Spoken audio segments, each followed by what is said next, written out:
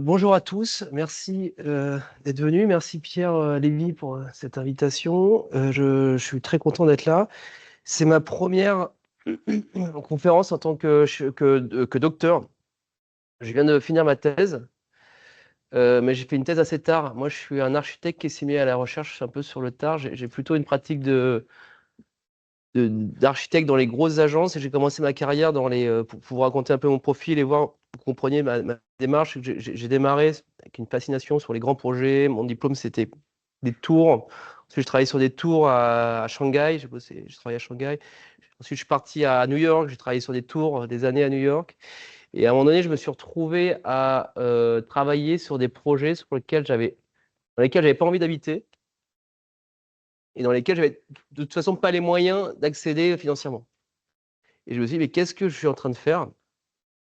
Et il y a une espèce de prise de conscience, mais quel est le sens de l'acte de bâtir? Et, et tout ça m'a amené à développer une certaine réflexion autour de la participation. Donc ça a été quelque chose qui m'a beaucoup suivi. Et ça m'a amené à... alors j'ai d'abord, avec des copains artistes, ouvert une petite agence d'architecture qui existe toujours, qui s'appelle Mano. Avec cette idée de revenir à un travail artisanal, on a ouvert un atelier commun dans lequel on travaillait, vivait, faisait la fête, etc. Donc on a fait ça quelques années.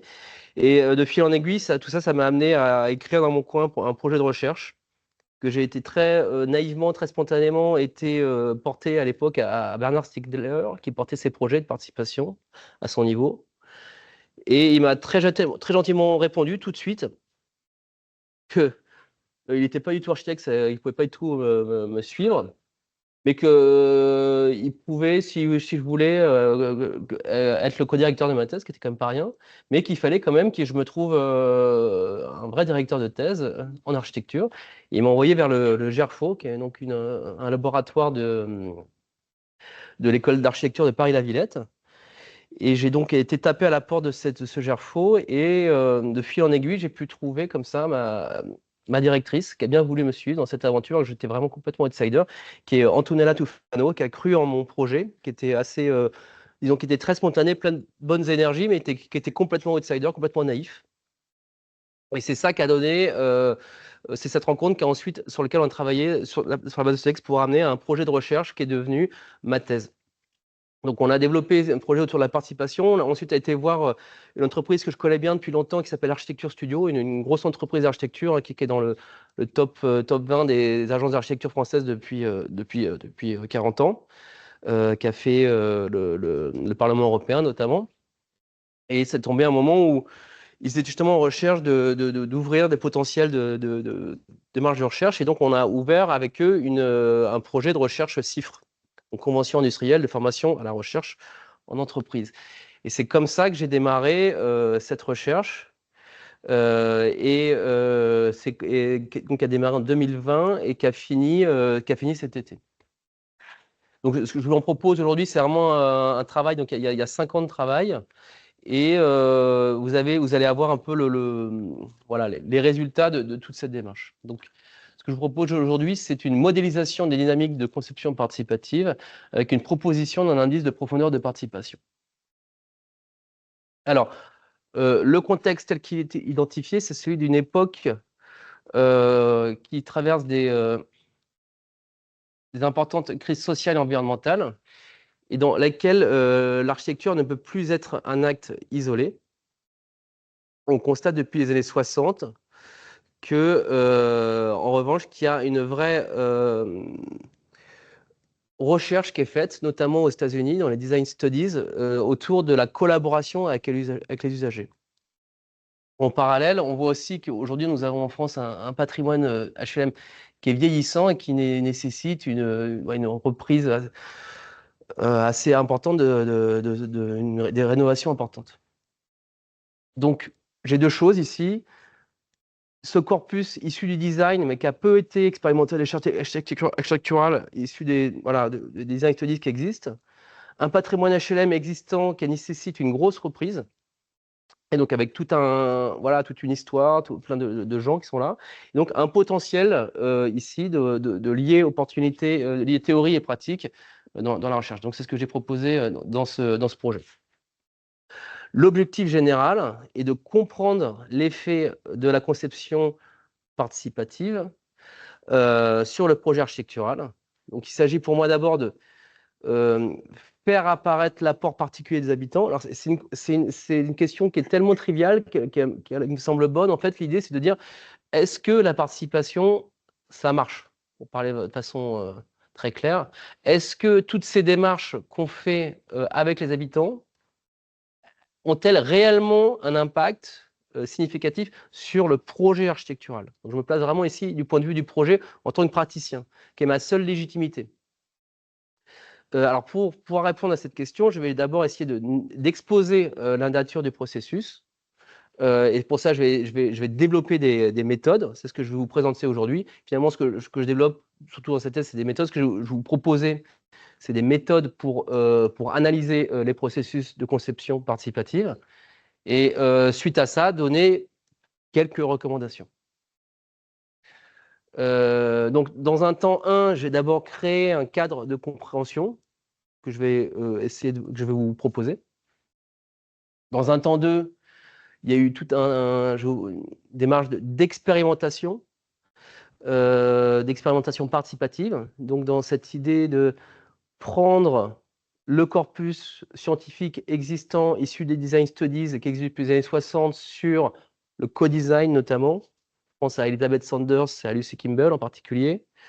Donc c'est un corpus extraordinaire, mais qui a été seulement expérimenté à des petites échelles, à l'échelle de l'objet, à l'échelle de l'architecture intérieure. Voir comment on peut effectivement l'appliquer à l'échelle urbaine, pourquoi pas. Et une fois que j'ai fait cette expérimentation, l'analyser. Et avoir une démarche un peu précise d'analyse de ces processus. Donc, la question très triviale, et en même temps tellement triviale qu'elle est excellente, en tout cas c'est ce que j'essaye de défendre, la participation, est-ce que ça fonctionne? Est-ce que ça fonctionne du point de vue du projet? Donc il s'agit pour moi d'objectiver les apports des usagers dans le processus du projet. Qu'est-ce qu'ils ont vraiment fait, ces usagers, en réalité? Parce qu'il y a énormément de processus où on va faire une participation qui est uniquement symbolique. On va dire, bon, et Lefebvre, Henri Lefebvre, le grand Henri Lefebvre, en parlait déjà dès les années 70. Il le critique fortement. Il disait, regardez, sur Toulouse, on a dessiné tout le projet, on a mis tous les panneaux du projet dans une salle, on a dit aux habitants, venez voir les panneaux, et on a dit à la fin, regardez, on a fait de la participation. Finalement, on est toujours, pas toujours, hein, mais parfois, on n'est toujours pas sorti de ça. Voilà. Et donc, il y a en revanche, à l'opposé, il y a aussi plein de démarches extraordinaires qui sont faites, qui sont très ambitieuses, qui sont très qualitatives et qui fonctionnent. Et il s'agit de comprendre un peu, d'objectiver, de pouvoir se donner des outils pour mesurer ça. Donc, il s'agit de faciliter l'analyse aussi. Ce que j'essaye de faire, c'est de développer des outils pour pouvoir plaquer en fait cette analyse sur un ensemble de processus et donc objectiver tout ça.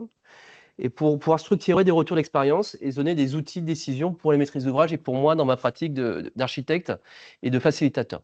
Sachant qu'aujourd'hui, j'ai une pratique d'architecte spécialisé dans ce que j'appelle le co-design.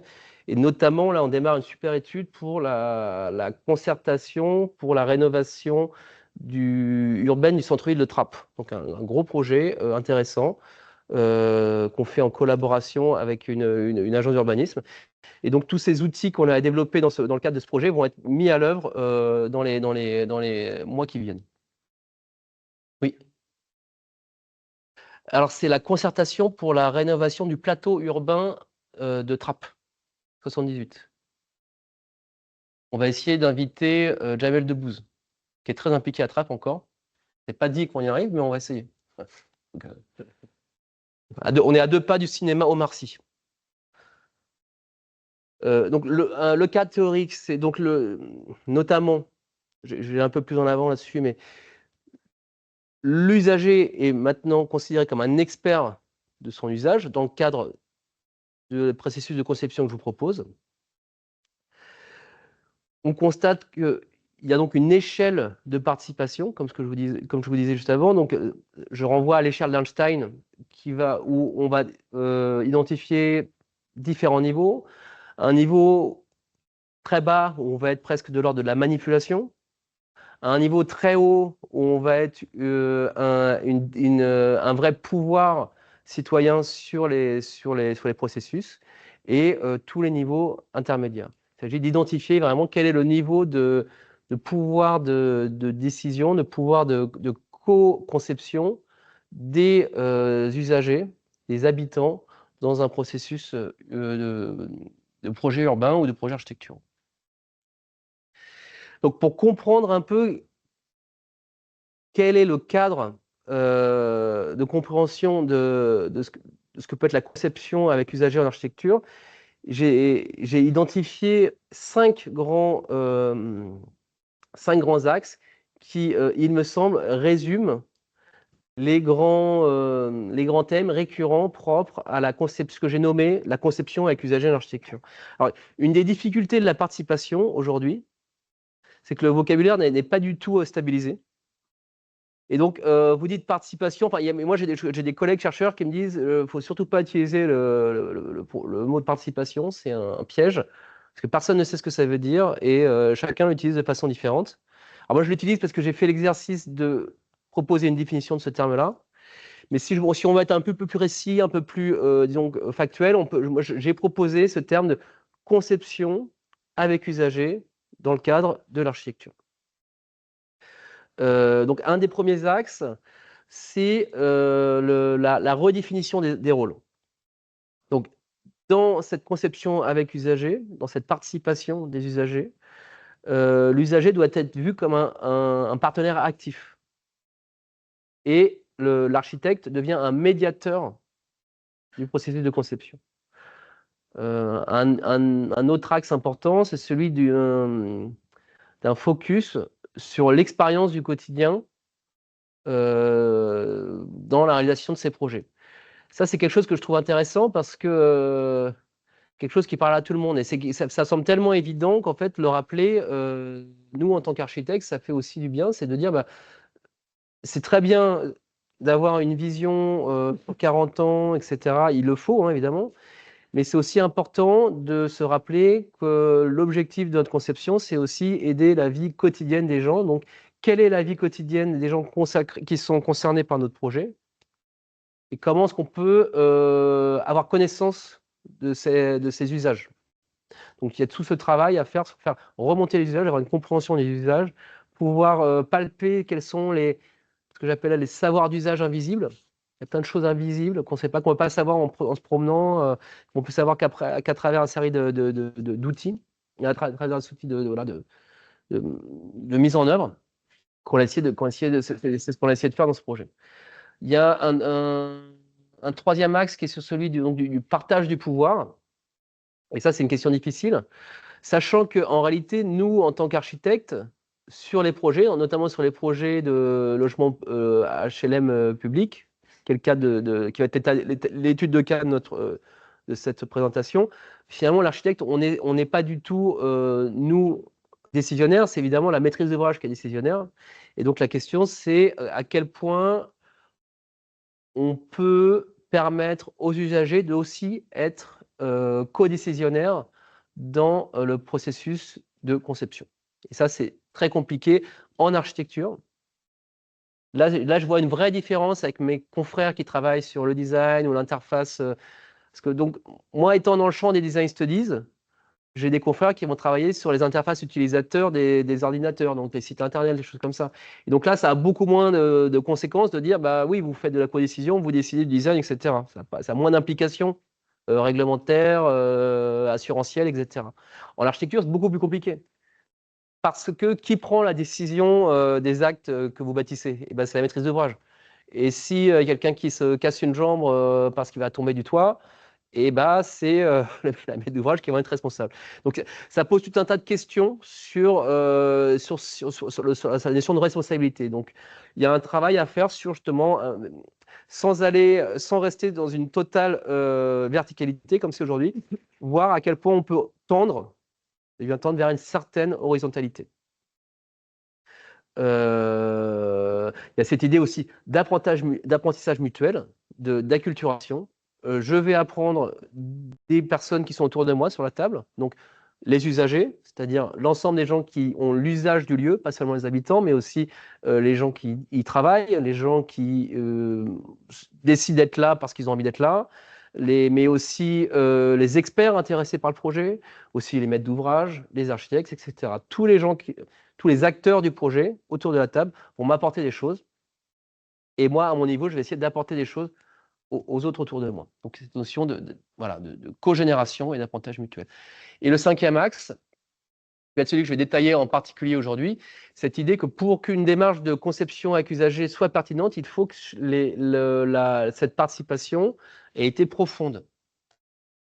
Et donc, c'est vraiment là-dessus que je vais diriger ma présentation aujourd'hui, c'est sur cet indice de profondeur de participation, avec cette idée de créer un indice qui permette d'évaluer la qualité de contribution, de collaboration des propositions qui ont émergé dans ces processus. Donc, il s'agit de comprendre quelle est la nature des propositions, quels sont les acteurs qui ont été impliqués, quelles sont la modalité des échanges. Et donc ça me permet de qualifier mes propositions, de plaquer un indice de profondeur de participation sur eux, en considérant que pour que la conception avec usager soit pertinente, il fallut qu'elle soit profonde. Et donc, mes 5 indices pour cette profondeur sont les suivants. Donc, la redondance des propositions, c'est-à-dire combien de fois chaque proposition est revenue. La présence de cette proposition dans les différentes étapes du projet. La densité des acteurs impliqués dans cette proposition. La densité des acteurs réguliers impliqués dans cette proposition, sachant que je m'intéresse particulièrement à eux, ce que j'appelle les usagers réguliers, c'est-à-dire les gens qui sont concernés par le projet dans leur vie quotidienne. Quelle est la densité de ces acteurs-là dans l'émergence de cette proposition? Et j'ai un dernier indice que j'ai appelé la diversité épistémique, c'est-à-dire, on pourrait aussi dire la qualité d'argumentation, ou la densité d'argumentative, c'est-à-dire dans ces propositions, quand elles ont émergé, est-ce qu'elles ont émergé sous la forme de la signification d'un besoin, d'un usage, d'un argument, d'une idée? Et plus il y a une diversité dans cette émergence, plus je considère que ça crée une certaine diversité qui est riche pour cet indice de profondeur de participation. Donc j'ai pu appliquer, pour appliquer cette méthode, j'ai pu bénéficier d'un terrain qui est incroyable, qui s'appelle la résidence de la Grand Goul à Poitiers. Donc c'est un des premiers gros projets de l'agence d'architecture, Architecture Studio. Et c'est 274 logements sociaux à Poitiers avec des surfaces d'activité partagées. Le nom du projet s'appelle les surfaces d'activité partagées. Donc c'est un projet incroyable parce que c'est une réalisation expérimentale du plan construction des années 70. Et c'est donc un projet qui portait en lui une grande ambition participative. Et là, je reviens à la polysémie du mot participatif. Qu'est-ce que voulait dire un projet hautement participatif dans les années 70 dans le cas de ce projet? Je vais vous donner quelques pistes. Mais ce n'est pas du tout la définition que je vous en propose aujourd'hui. Sans opposer l'une à l'autre, elles sont différentes. Et donc, j'ai pu, dans le cadre de la rénovation de ce projet, dans la phase de pré-programmation, j'ai pu développer des ateliers participatifs avec les habitants sur place pour penser l'avenir de la Grand Goul. Donc pour ça, on a fait 18 sessions de travail différentes, sous différentes formes, des réunions, des ateliers, des balades, des restitutions. Ça a donné lieu à peu près 1000 énoncés, 980 exactement. Et ces 1000 énoncés qu'ensuite j'ai pu regrouper en 80 grandes propositions. Et donc c'est ces 80 grandes propositions que je vais vous proposer de décortiquer, de coder pour comprendre, pour analyser le processus. Donc je vais rapidement vous présenter le terrain, mais si ce n'est pas le cœur de mon projet, c'est quand même intéressant de comprendre là d'où on vient et dans quel cadre on a été réalisé. Donc, ça a été réalisé cette étude. Donc, c'est une réalisation expérimentale. Donc, c'est un projet qui a été porté à l'origine par le ministère de l'Équipement. Et donc, c'est vraiment une époque incroyable puisque c'est donc des jeunes architectes talentueux qui venaient proposer au ministère de l'Équipement des concepts d'architecture. À une époque, il fallait s'éloigner du modèle des grands ensembles pour repenser la ville de demain. C'est une époque où on retrouvait le modèle de la ville médiévale. On va retrouver. Voilà, c'est une époque où toute l'époque dure du modernisme, je dirais, est en train d'être remis en question. Tout le modèle des grands ensembles. On va vers des choses plus orientées vers le social. Donc là, on est en 74, hein, donc on est à l'époque post-68. On va remettre au centre l'idée des idées de partage. Donc vous voyez sur le plan en haut à droite de cette image, par exemple, en rouge, dans un plan d'immeuble, des espaces qui sont partagés pour les habitants des logements. C'est des espaces qui sont pensés pour soit faire de la musique, faire du bricolage. Au milieu de la circulation, vous aviez une cheminée, incroyable, pas du tout aux normes pompiers aujourd'hui, ça, avec un banc au milieu de la circulation pour permettre voilà, vous l'avez ici, donc vous avez la cheminée sur la droite, là. Vous avez au centre un banc, joli banc en forme de lune, qui est au plein centre de la circulation et pour permettre aux gens avant d'aller au boulot ou après ou quand ils ont envie, de se poser au milieu d'un espace commun pour pouvoir potentiellement faire des rencontres, créer de la convivialité. Vous avez aussi les espaces de convivialité, c'est ce que vous voyez sur la gauche sur cette image, qui étaient des espaces aménageables pour les habitants. Vous voyez le projet aujourd'hui, il a été rénové un petit peu à l'économie dans les années 2000. Donc il y a ce bardage blanc, cet enduit blanc qui est un petit peu, voilà, l'a rendu un peu plus, un peu moins architecturalement sympathique, je dirais. Et aujourd'hui, c'est un quartier qui est classé en quartier prioritaire de la ville de Poitiers. Il y a un certain niveau de nuisance vécu par certains habitants. C'est un lieu où c'est un four, pour parler clairement. Donc, c'est-à-dire, c'est un endroit où où il y a des petits dealers qui vendent de l'herbe, des choses comme ça. Et donc, sans que ce soit. Il y a chez certaines personnes une certaine nostalgie de ce qu'a pu être la Grand Goule à son origine. Et donc, il y a cette idée de pouvoir repenser le lieu pour aller vers un avenir radieux pour la Grand Goule. Encore une fois, c'est pas le cœur de mon projet, de mon propos ici, mais j'ai quand même fait l'exercice d'analyser ce projet et de voir quels ont été les facteurs limitants de ce projet. Et j'en ai noté six grands. Donc c'est un manque de continuité dans la démarche, c'est-à-dire que entre le début, le milieu, la fin, tout a fonctionné un peu en silo. Et en fait, on recommençait un peu à zéro à chaque fois. Et s'il y avait des très bonnes intentions au début, ça n'a pas du tout permis une infusion dans le projet de conception plus tard. Ça n'a pas permis une infusion dans le projet, dans la réalisation ensuite.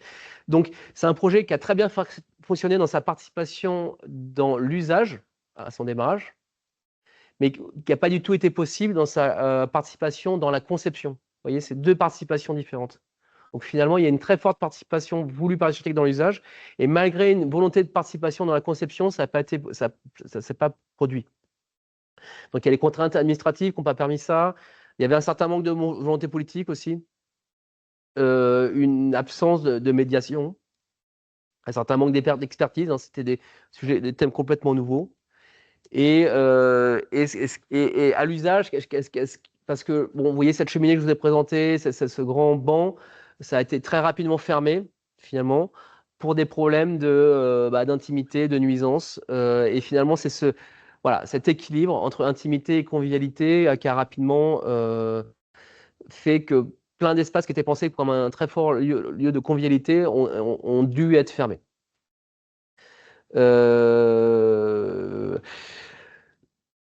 Il y a ce schéma à droite qui m'intéresse et qui va un peu être le fil. Donc, toute cette expérience, ce retour d'expérience que j'ai fait de cette analyse sur ce projet, ça va me permettre de nourrir le projet que je vais vous présenter maintenant et d'avoir un regard à 50 ans d'intervalle sur deux processus participatifs. Donc, un premier processus très intéressant des années 70, avec ses qualités, ses défauts, faire un retour d'expérience de cette démarche, comprendre comment on peut faire mieux, essayer de faire mieux, et puis on va expérimenter sur le même site à 50 ans d'intervalle.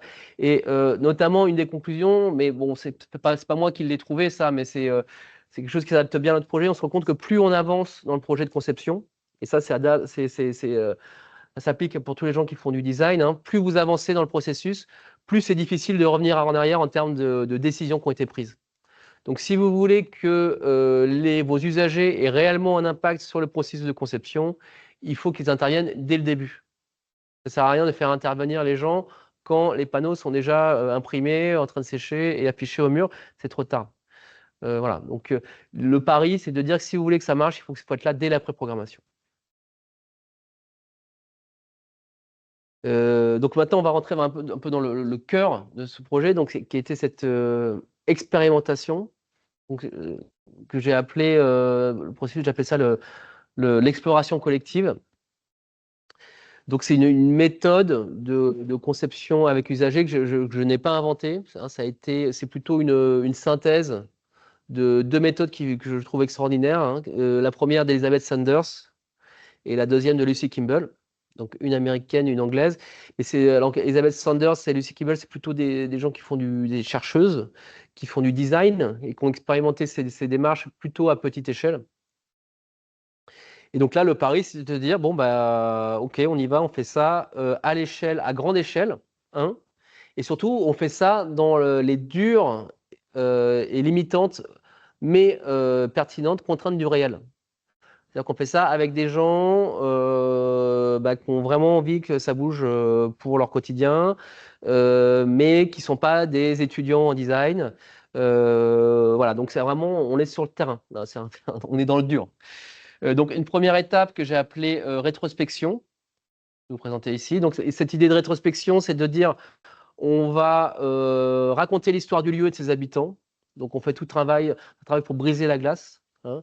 Donc on va prendre des photos des gens, on va récolter un historique, et on va créer une cartographie sociale des acteurs. Et tout ce travail, on n'a pas encore parlé de projet là, ça va nous permettre de faire un bilan, hein, de dresser un premier bilan. Ce premier bilan, on va l'exposer. On va faire du porte-à-porte. C'est cette exposition que vous voyez là qui va nous permettre de rencontrer tous les gens, de briser la glace, de commencer à créer un climat de confiance, et qui va nous permettre d'aller.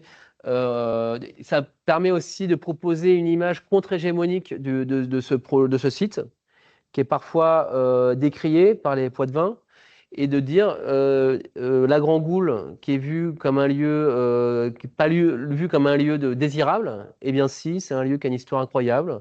C'est un lieu qui doit être vu comme un lieu positif. C'est un lieu où je vous invite tous à venir parce que c'est très bien. Une fois que on a fait cette étape de rétrospection, on va aller vers une étape finalement plus classique dans les concertations, qui est une étape que j'ai appelée de narration, mais qui correspond beaucoup aux concertations classiques, donc de balades commentées, de récolte des usages, où on va par petits groupes poser des questions. Moi, une de mes questions récurrentes, c'est quels sont vos rêves d'expérience partagés pour ce lieu, cet endroit, cette chose. Voilà. Donc, on va permettre aux gens de vider leur sac, et on va pouvoir comme ça faire un premier tableau de toutes les envies pour ce projet. Et vous voyez là dans la main, sur cette image, j'ai un micro, et ce micro, c'est pas un micro qui amplifie, c'est un micro qui enregistre. Alors, il a deux vertus. C'est que déjà, il me permet de canaliser un peu les voix. D'ailleurs, si vous voulez parler, c'est le bâton de parole. Et j'enregistre tout ce qui est dit dans ce micro pour ensuite le retranscrire. C'est ça que je vais pouvoir coder, c'est ça qui va être le matériel pour ma recherche ensuite. Ensuite, j'ai une troisième étape que j'appelle une étape de projection. Donc là, c'est là où on essaye d'aller un peu plus loin dans certains processus de concertation plus traditionnels. On va essayer, le pari, c'est vraiment de dire, bon, on va faire du projet ensemble. Alors, ma projection dans ce cas-là, ça a été une maquette à grande échelle, une maquette simple, hein, pas une maquette d'architecte. C'est une maquette avec des morceaux de mousse, on y va avec le gros cutter, il y a plein d'outils, il y a des feux, il y a des collages, et on y va. On n'a pas peur d'y aller. Par groupe, encore une fois. Donc, c'est une maquette assez importante. On l'avait fait à l'échelle 200e, donc c'était 4 à 0, mis l'un à côté de l'autre, avec vous voyez, des gros plots en mousse. Et on va faire des ateliers, on va enregistrer pareil, on va enregistrer le protocole verbal. Et on va, comme vous voyez ici, travailler sur, par exemple, les haies sur le côté de la résidence. Voilà, on va faire du projet. Et ensuite, j'ai une quatrième étape qui est une étape chapeau qui vient à la fin de chaque étape, en fait, qui est l'étape d'itération, où on va présenter le bilan de chaque interétape pour pouvoir dresser à l'ensemble des intervenants le bilan, qu'ils puissent réagir et qu'ils puissent proposer d'autres choses. Sachant que c'est pas ce que je vous présente là, c'est pas forcément quelque chose de linéaire, c'est plutôt quelque chose d'itératif. Voilà. Et une fois qu'on est arrivé à l'étape 4, eh bien, on revient à l'étape 2 et on revient à l'étape 3. Et avec cette idée que cette exploration collective, elle puisse être réalisée en boucle tout le long du processus architectural. C'est-à-dire de la préprogrammation jusqu'aux études, disons. Voilà, il y a cette idée-là. Dans le cadre de ce projet, évidemment, on ne l'a fait qu'en études de programmation, mais théoriquement, le parti pris, ça c'est de dire, on fait ça jusqu'à temps que le projet soit figé, c'est-à-dire jusqu'à un avant-projet définitif, pour les gens qui connaissent un peu le jargon architectural. Toutes ces démarches, donc ça a donné lieu à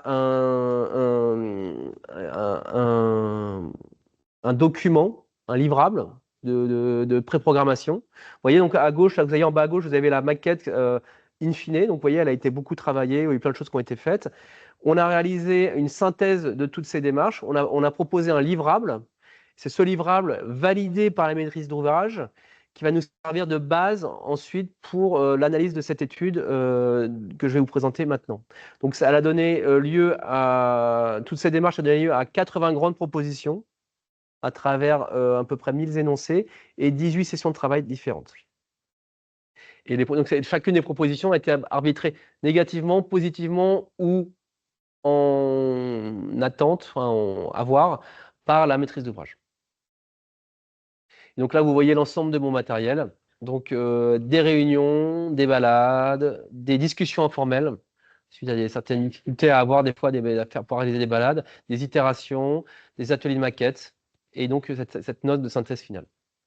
Donc, vous voyez, là, le processus va de 2020 à 2022. Donc, il y a 2 ans et demi d'atelier. Donc, c'est quand même un processus assez long. Ensuite, donc là, je vous ai montré un peu toute la partie métier, vraiment pratique. Donc, on n'est pas encore réellement rentré dans la recherche. Une fois que j'ai fait toute cette partie métier, je vais essayer d'avoir une pratique réflexive autour de cette pratique. Et donc, mon approche scientifique pour l'analyse de mon processus est celle-ci, c'est que je vais collecter des données, donc notamment à travers ce micro que je vous ai présenté, donc ce micro audio. Donc, j'ai vraiment collecté l'ensemble du protocole verbal que j'ai ensuite retranscrit. Je vais aussi collecter les notes et les plans de terrain. Je vais faire un petit peu d'observation participante. Et toutes ces collectes de données, ça va me permettre donc une retranscription, ça va me permettre ensuite de le coder pour avoir une base de données. C'est cette base de données qui va me permettre de créer des données que je vais pouvoir ensuite interpréter. C'est ce que je vais vous présenter maintenant. Donc vous voyez, de quelque chose de très qualitatif, en fait, j'essaye de faire quelque chose quelque chose de palpable. Sachant que ce genre de démarche, elles viennent plutôt de l'ergonomie cognitive. Et ça vient de mon co-directeur Stéphane Saffin. Donc ma première directrice, c'est Antonella Tufano, qui est architecte, qui travaille plutôt en design, qui nous a mis en contact, je crois, Pierre, je ne me trompe pas. Et mon co-directeur est Stéphane Saffin, qui vient plutôt du champ de la psychologie et qui est spécialisé en ergonomie cognitive. Et donc, il fait beaucoup cette analyse de processus cognitifs. Et c'est lui qui m'a dirigé, qui m'a montré le potentiel de ces processus d'analyse dont celui-ci est clairement issu. Donc, concrètement, pour vous faire rentrer un peu dans ma cuisine, une analyse de protocole, c'est quoi? Eh bien, c'est un grand tableau Excel. Donc, celui-ci, c'est Pierre Leclerc qui m'a donné son tableau Excel. Donc, j'ai tout mon protocole verbal qui est sur un fichier Word. Et dedans, je vais prendre tous les bouts chronologiquement qui correspondent à un énoncé que je pourrais relier à une proposition. Et donc, vous avez ici ma liste de chaque interaction. Une fois que j'ai entré toutes ces interactions, j'en ai à peu près 1000, hein, comme je vous disais, je vais ensuite, pour chaque interaction, dire bien, cette interaction correspond à telle proposition, cette proposition correspond à quelque chose qui relève de l'urbanisme, de l'architecture, du paysage, etc. Je vais pouvoir dire quel est le niveau épistémique de cette proposition, je vais pouvoir dire de quel auteur elle est issue, je vais pouvoir dire si cet auteur est un usager régulier ou non, voilà, j'ai tout un tas de critères qui vont me permettre de coder ces énoncés, et donc c'est ce travail qui a été réalisé. Une fois que j'ai réalisé ce travail, je vais pouvoir commencer à faire parler les données. Notamment, avant de rentrer vraiment dans l'indice de profondeur de participation, j'ai déjà regardé quelles étaient les modalités d'échange de la conception avec usager en architecture. Quel était l'impact des différentes modalités d'échange? Alors, modalité d'échange, est-ce que j'ai fait de la narration, c'est-à-dire est-ce que j'ai fait des balades? Est-ce que j'ai fait de la projection? Est-ce que j'ai fait du projet? Est-ce que j'ai fait des itérations? C'est réunions un peu chapeau. Finalement, c'est itération, ce qu'on appelle itération, c'est ce qui se rapproche le plus aujourd'hui des réunions de concertation classiques où en fait on est tous dans une pièce. Il y a l'architecte ou le médiateur qui est en bout de bureau là, sur l'estrade, comme moi maintenant là, et on va tendre le micro. Il y a un PowerPoint et voilà. Voilà. Donc ça, c'est mes phases d'itération qui sont finalement montrées les moins productives et de loin. Alors, donc je regarde cette modalité d'échange et je regarde quelle est, par exemple, la différence entre les types d'acteurs selon la modalité d'échange. Donc, selon que j'ai un atelier narratif, un atelier projectif ou une restitution, alors déjà, on peut voir très nettement que on participe beaucoup moins en restitution, mais on pouvait s'en douter, donc c'est-à-dire dans une pièce un peu comme ça. On se rend compte que dans les ateliers, alors entre les ateliers narratifs et projectifs, c'est pas du tout les mêmes acteurs. On peut se rendre compte que déjà dans les ateliers projectifs, il y a deux types d'acteurs qu'on a perdus. C'est ce que j'ai appelé les usagers individuels non habitants et les services. Alors les usagers, j'ai utilisé un mot compliqué, j'ai eu du mal à définir mieux, il faut que je trouve un meilleur mot. Mais c'est, pour parler plus clairement, les choufs, par exemple. Donc c'est les gens qui sont sur la place toute l'année sans y habiter. Mais c'est aussi les SDF. C'est aussi, enfin, finalement, tout un public qui est rarement invité hein, dans ces démarches-là et qui pourtant font partie de la ville au même titre que les autres. Qui sont là. Mais ce pas des habitants. C'est pas des gens qui travaillent là. Quoique pour les choux, ça peut se discuter. Mais c'est voilà. Donc il y a cette idée d'intégrer ces gens-là. Et on se rend compte qu'on va avoir ce public-là dans les ateliers narratifs. Pourquoi? Parce qu'on est sur des balades, c'est beaucoup plus facile. Et que dans les ateliers projectifs, tous ces publics-là, il a complètement disparu parce que pourquoi? Bah, c'était dans une pièce fermée. C'est un peu plus voilà, ça fait un peu, on a un peu plus peur d'y aller. Peut-être, hein, c'est une interprétation possible. Une autre interprétation, c'est aussi de dire, bah, ces gens-là considèrent qu'ils avaient tout dit dans le premier atelier narratif qui était avant, et que du coup, pour l'atelier projectif, ça ne l'intéressait pas parce qu'ils avaient dit ce qu'ils avaient à dire, et que ça ne les intéressait pas d'aller dans un atelier projectif. En tout cas, j'ai pu observer qu'il y avait cette nette différence. On se rend compte aussi que dans les ateliers projectifs, en revanche, les usagers non réguliers, donc c'est plutôt les experts, vont beaucoup plus participer, étonnamment. Ou pas étonnamment d'ailleurs. Donc, c'est-à-dire les services qui sont de la maîtrise d'œuvre, les associations, elles auront beaucoup moins de mal à se projeter, à faire de la projection. Elles sont pourtant quelque part un peu moins légitimes que les usagers réguliers sur ces ateliers de projection. Ça pose un problème d'ailleurs, parce que si le sujet de ces ateliers, c'est d'être extrêmement inclusif, bah, on se rend compte qu'en fait, finalement, les ateliers projectifs sont beaucoup moins inclusifs que les ateliers narratifs. Quand bien même, je vous montrerai ça après, en revanche, ils permettent d'avoir une qualité de participation qui est beaucoup plus fine. Donc, si je vais rapidement, j'ai un peu de temps, ça va? Non, c'est bon, pardon. C'est bon. C'est les étudiants perdus. Donc, si un des résultats qui est étonnant, c'est de voir que j'étais content dans mes ateliers narratifs, c'est mes usagers réguliers qui ont beaucoup participé, et j'avais un peu d'usagers non réguliers. En revanche, dans mes ateliers projectifs, j'ai perdu un certain nombre de mes usagers réguliers. Et en revanche, c'est très bien aussi, mais ça c'est un peu rééquilibré. J'ai finalement 50-50 presque entre mes usagers réguliers et usagers non réguliers. Et donc là, ça pose une question. Est-ce que j'essaye de faire de la participation et finalement, c'est des gens en atelier projectif qui ne sont pas du tout concernés au quotidien par ce site, par la Grand Goule, qui vont parler autant que des gens qui y vivent tous les jours. Donc voilà, je ne dis pas que c'est bien ou c'est mal, mais je constate ces données-là. Vous voyez aussi qu'en restitution, finalement, on a beaucoup moins de matériel.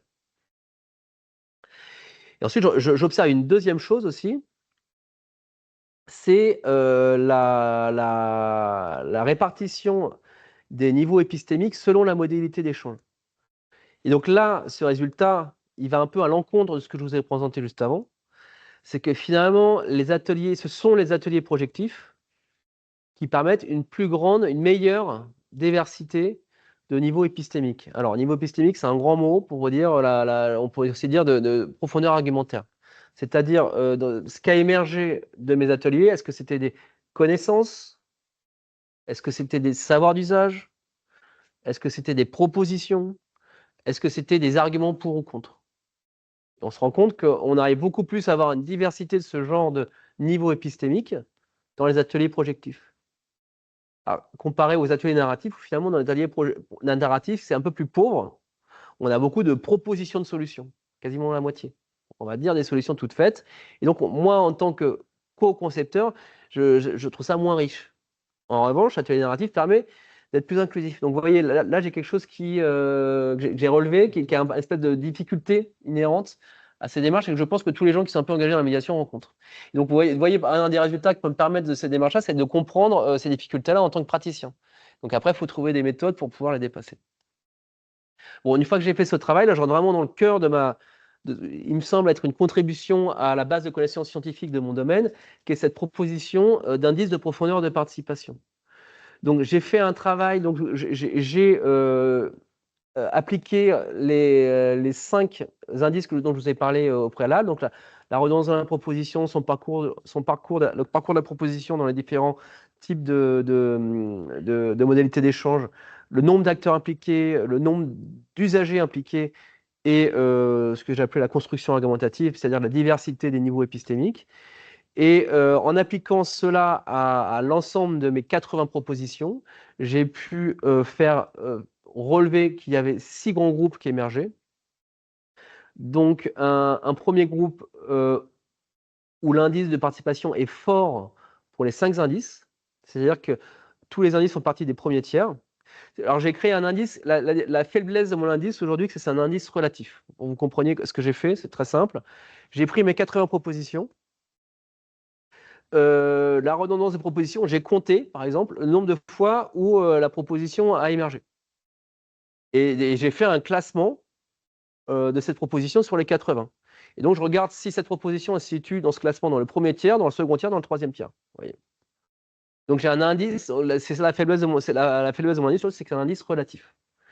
Mais bon, ça me permet quand même de mesurer mes propositions dans cet indice relatif. Et j'observe qu'il y a un indice fort où les propositions sont certaines propositions, 16 propositions sur 80 dans mon cas, là, ont un indice fort. J'ai ensuite un indice moyen, où j'ai à peu près une vingtaine, pareil, où les 5 indices sont au moins dans les 2 premiers tiers. Ensuite, j'ai un indice que j'ai appelé extérieur, où toutes les propositions sont au moins dans les 2 premiers tiers, sauf une qui est dans l'implication des usagers, qui est dans le dernier tiers. Donc ça veut dire qu'on en a beaucoup parlé, mais finalement, les usagers ont été peu impliqués. J'ai un quatrième indice que j'ai appelé l'indice catalogue, où on va beaucoup en parler, mais de façon argumentativement pauvre, ou épistiquement pauvre. Et ensuite, j'ai un cinquième indice, un cinquième groupe, que j'ai appelé les messages ciblés, où on va être plutôt dans le dernier tiers sur 4 indices, donc plutôt faible, mais en revanche, les usagers vont être très impliqués dans cette proposition. Et ensuite, j'ai un dernier groupe où j'ai mes 5 indices qui sont faibles. Et une fois que j'ai classé ça, j'ai classé 77 de mes 80 propositions. Et j'ai 3 cas particuliers qui ne rentrent pas dans la démarche, mais j'ai réussi à quasiment toutes les classer. Une fois que j'ai dit ça, pour pouvoir faire parler un peu ces données, je vous propose de croiser cet indice de participation avec... alors, il y a plein de variables différentes. J'en ai essayé plein. Et finalement, une qui a parlé, c'était une variable qui est assez peu utilisée dans la recherche et que moi, j'ai utilisée assez naturellement parce que je viens plutôt de la pratique, donc ça m'a semblé évident de le faire. Et ça a intéressé mes confrères maintenant, je peux le dire, maintenant que je suis docteur. Cette variable-là, parce que justement, ils le font assez peu, c'est le coût de ces propositions. Moi, je passe mon temps à chiffrer des choses, donc je peux faire une estimation. C'est un peu de coût d'une proposition. Et en croisant ces deux indices, donc profondeur de participation, coût, donc vous voyez là mes 5 familles et le coût, on se rend compte en lisant ce petit tableau que finalement, une des choses intéressantes, c'est que c'est pas les propositions qui ont un indice de participation qui est fort ne sont pas les propositions les plus impactantes financièrement. Pour parler plus clairement, ça ne coûte pas si cher que ça. Ces propositions qui sont très plébiscitées. Ensuite, ça c'est aussi un autre résultat que je trouve intéressant. Vous voyez ces messages ciblés. Donc c'est des propositions qui sont dites, redites, qui sont dites par une personne en particulier qui revient tout le temps. Donc on sent qu'il y a une espèce de petit combat personnel sur un sujet. Elles n'ont pas été dites tant de fois que ça, elles n'ont pas bénéficié d'un niveau épistémique très puissant, etc. Mais il y avait une espèce de volonté de quelqu'un. Et généralement, ces propositions, c'est un peu dommage, mais généralement, elles sont passées sous silence parce que bon, on se dit, bon, c'est quand même. Mais si on regarde en fait le coût de ces propositions, il est en général très faible. Donc encore une fois, ça coûterait finalement pas cher. À l'échelle d'un projet, on parle d'un projet qui est de l'ordre de 10 millions.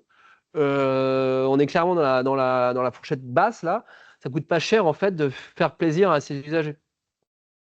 C'est un résultat que je tiens à mettre en compte parce que ça a vraiment un impact sur le quotidien. Ça coûte pas cher. Donc voilà. Donc ça a permis de faire émerger ces deux résultats que je trouve plutôt intéressants, moi en tant que praticien. Et ensuite, j'ai croisé cet indice de profondeur de participation avec un autre indice que j'ai appelé l'intégration de ces propositions dans la note de programmatique. C'est-à-dire la validation de cette proposition ou pas dans la note programmatique. Est-ce que la maîtrise d'ouvrage a validé cette proposition ? Et on se rend compte que dans les propositions qui ont un indice de participation qui est fort, un indice de profondeur de participation qui est fort, 100% de ces propositions ont été validées par la maîtrise d'ouvrage dans le cadre du livret de préprogrammation. Donc on peut dire que effectivement, la richesse des débats, quelque part, pourrait favoriser, on peut penser, la sélection finale. Ou alors, à l'inverse, on peut dire qu'il y a une corrélation, je dirais plutôt. On peut aussi dire que c'est parce que la proposition était vraiment évidente et qu'il fallait vraiment en parler que du coup elle est un indice fort et donc évidemment elle a été sélectionnée. En tout cas, on considère qu'il y a une corrélation entre les deux, sans pouvoir l'interpréter complètement. Voilà. Et vous voyez que il y a quand même donc sélectionner, c'est cette barre bleue. Vous voyez qu'il y a quand même une direction comme ça où moins on en parle, moins c'est sélectionné. Donc, si je fais un résultat de cette analyse de processus, je constate que les propositions qui génèrent le plus de discussions ne sont pas nécessairement les plus coûteuses, que les habitants ont parfois tendance à proposer des propositions qui touchent leur expérience vécue quotidienne, tandis que les experts invités vont plutôt être dans des considérations générales, ce qui n'est pas très étonnant, mais en tout cas là j'ai pu le démontrer. Et j'ai pu montrer aussi que finalement cette conception avec usagers dans le cas d'IHM, ça ne représente pas un surcoût prohibitif en termes de projet. C'est quelque chose qui est complètement dans le cadre d'un marché, c'est pas quelque chose de fou. Quand je regarde l'impact des propositions, on peut considérer qu'effectivement, l'indice de profondeur des participations peut être un outil prédictif de l'impact des propositions. C'est-à-dire que si une proposition a un fort indice, on peut considérer qu'elle a de bonnes chances d'être intégrée dans le projet. Ça, c'est un bon outil. Donc, c'est une façon de valoriser les démarches de collaboration sans engendrer. Ça permet de valoriser les démarches sans engendrer forcément beaucoup de surcoûts. Et ça peut permettre de structurer à l'avenir la gouvernance participative. Et c'est ce que j'essaye de faire moi aujourd'hui dans ma pratique. Et que j'essaye aussi de communiquer comme aujourd'hui ou auprès de maîtrise d'ouvrage. Les limites aujourd'hui de cette démarche, elles sont clairement identifiées. C'est que, comme je vous disais juste avant, aujourd'hui, là, j'ai utilisé un indice relatif. Donc, c'est dans ma petite bulle de 80 propositions. Donc, aujourd'hui, ce à quoi j'essaye de réfléchir, on essaie de réfléchir avec Stéphane Saffin, c'est à voir comment est-ce qu'on pourrait créer un indice absolu de profondeur de participation. C'est des choses qu'on regarde. Ça permettrait ainsi d'avoir une comparaison interprojet et donc d'appliquer ça et de pouvoir faire une analyse beaucoup plus ouverte pour pouvoir ensuite l'appliquer à large échelle. Donc voilà, là je viens de vous présenter un peu ma conclusion concernant l'indice de profondeur des participations. Là je vais faire une digression sur le cœur de ce sujet que je viens de vous présenter et je vais vous présenter des considérations un peu plus ouvertes sur ces processus pour conclure. Ce que j'ai pu constater, donc c'est presque une observation participante que je vous propose là, c'est ce que j'ai pu constater, c'est que il y a une difficulté croissante à faire participer, à être inclusif à mesure que les dispositifs se complexifient. Donc c'est ce que je vous présentais avant. Donc plus le dispositif est complexe, moins il est inclusif. En revanche, plus le dispositif est complexe, plus j'arrive à avoir une qualité de concertation importante. Donc, c'est une des difficultés que je rencontre aujourd'hui. Donc, pour être le plus inclusif possible aujourd'hui, j'ai compris qu'il fallait faire des dispositifs extrêmement simples, très ouverts. Et ce que j'essaye de faire maintenant dans mes ateliers de projection, c'est de faire des choses aussi très simples, très ouvertes, tout en permettant une certaine co-conception. Donc voilà, j'essaie de développer des outils comme ça. Donc peut-être sortir de la maquette pour aller vers des choses comme le théâtre ou l'urbanisme tactique ou des expérimentations à l'échelle 1, in situ, donc plutôt dehors, plutôt en extérieur. C'était d'ailleurs une des conclusions que j'avais remarquées sur le retour d'expérience que j'ai fait sur la Grand Goule, c'est que finalement, il y a eu beaucoup d'expérimentations spatiales qui ont été faites pour créer de la participation, donc des espaces fermés, faits pour pouvoir permettre de faire des ateliers poterie, etc. Plein de choses très généreuses. Et en fait, ce qui a le mieux marché, et qui a très bien marché pendant des années, c'est la place centrale, ouverte, avec des bancs et des jeux pour enfants. Et là, il y a eu une vraie vie conviviale pendant des années, particulièrement. Mais finalement, les espaces partagés dans les étages où il faut une clé, où il n'y a pas de sanitaire, etc., eh bien, ça a été beaucoup plus compliqué. Et ça a rapidement fermé. Donc finalement, si on veut la participation, il faut les choses soit très simple, soit très. C'est possible aussi de faire des trucs, mais il faut que ça soit très encadré. Donc ça nécessite un vrai engagement de la personne qui a la manœuvre. Une autre chose que j'ai remarqué aussi, alors là vraiment, donc là je vous ai présenté vraiment le projet, la démarche du point de vue du projet, qui est en fait le seul endroit où j'essaye d'être un peu légitime en tant que praticien, mais j'ai aussi jeté un œil avec prudence, n'étant ni sociologue ni expert en sciences politiques, du côté des impacts sociaux et l'impact politique. Et j'ai quand même constaté que cette exploration collective, ce que j'appelle exploration politique, avait tendance à susciter des structures d'engagement et de développement du pouvoir d'agir collectif et individuel. Donc ça, c'est un vrai résultat positif. Ça permettait de travailler ensemble, ça permettait de recréer du lien, ça permettait de recréer de la confiance aux décisions politiques par cette espèce de démocratie ultra-locale. Et je vois aussi, moi, alors là, c'est vraiment un niveau personnel, que cette exploration collective, elle a aussi, moi, changé complètement mon perception du site. Des choses qui auraient pu me sembler complètement dérisoires et pas importantes depuis mon bureau ici. En fait, je me rends compte qu'en fait, c'était ça le plus important et que c'est là-dessus qu'il fallait urgemment travailler. Et c'est des choses très simples, hein. C'est les digicodes, c'est les sanitaires publics, en fait, c'est ces petites choses qui empoisonnent la vie des gens. Ils en parlent comme quelque chose d'extrêmement important. Et en fait, du point de vue d'un concepteur, d'un maître d'ouvrage, c'est des choses en fait assez simples à résoudre. Donc en fait, j'ai l'impression qu'il y a une espèce d'incompréhension entre des choses qui méritent assez peu de moyens, qui permettraient de faire des grosses avancées. Donc moi, en tant qu'architecte, maintenant, je suis beaucoup plus attentif à ce genre de choses et j'essaie de vraiment les mettre en avant dans ma conception architecturale. Et une autre chose aussi que je regarde, c'est l'humilité qu'on doit avoir, nous, en tant que designer. Je sais que je parle des designers ici, et moi, particulièrement en tant qu'architecte, sur ces démarches. C'est que finalement, on est juste voilà, un maillon d'une chaîne, et que finalement, ces démarches reposent beaucoup sur une volonté forte de la maîtrise d'ouvrage.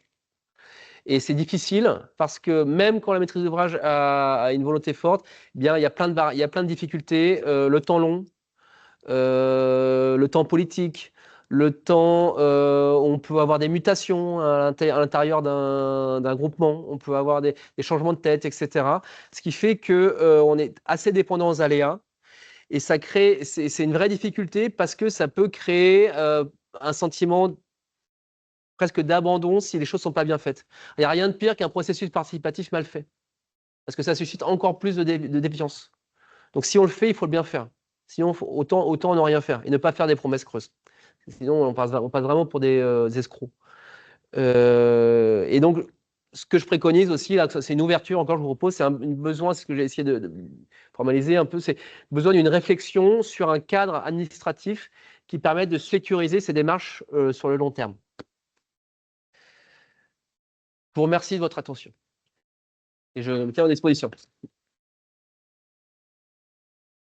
Merci. Alors, ce qu'on va essayer de faire, d'abord, on va laisser la parole. Si vous avez des questions, effectivement. D'abord, on va faire les gens qui sont sur le site. Et après, je donnerai la parole aux gens qui sont en ligne si vous avez des questions. Est-ce que vous avez des questions dans la salle? Oui. Je vais essayer de voir. J'espère que ça va marcher. Un micro.